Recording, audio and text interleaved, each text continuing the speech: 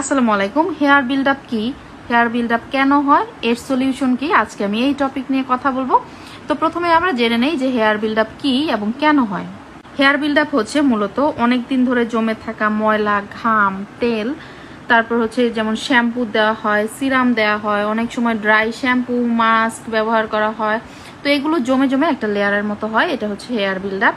তো এইটার কারণে আমাদের অনেক সমস্যা হয়, যেমন খুশকি হতে পারে, স্ক্যাল্পে দুর্গন্ধ হতে পারে, চুলটা ড্রাই করে ফেলতে পারে, চুল পড়তে পারে। চেক করার জন্য আমরা কিছু চুলকে একদম টান টান করে সোজা করে নিয়ে এই যে এভাবে ধরে কেচি দিয়ে আস্তে আস্তে করে টানলে এরকম ময়লার মতো আসলে বুঝতে হবে আপনার এই প্রবলেমটা আছে।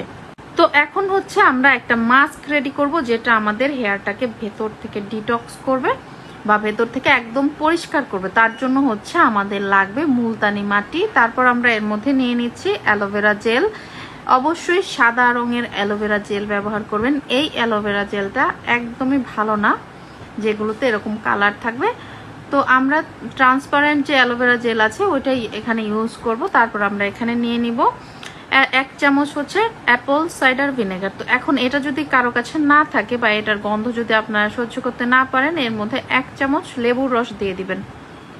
এখন লেবুর রস দিলে হচ্ছে আপনার এখানে অ্যালোভেরা জেল দিতে হবে 2 চামচ, কারণ লেবুর রস হচ্ছে আমাদের চুলটাকে ড্রাই করে ফেলবে। এখন আমি যতটুকু লেবুর রস বা অ্যাপল সাইডার ভিনেগার নিব ততটুকুই হচ্ছে পানি নিতে হবে। 1 চামচ নিলে 1 চামচ পানি, 2 চামচ নিলে 2 চামচ পানি নেওয়ার পর আমি হচ্ছে এটাকে খুব সুন্দর করে মিক্স করে নিয়ে এটাকে চুলের মধ্যে দিয়ে দিতে হবে। চুলের মধ্যে রেখে দিতে হবে 30 মিনিটের মতো, চাইলে 20 মিনিটও রাখতে পারেন। তারপর হচ্ছে শুধুমাত্র পানি দিয়ে চুলটাকে খুব ভালো করে ওয়াশ করে নিতে হবে। এটা মাসে একবার করতে পারেন আপনি। ধন্যবাদ।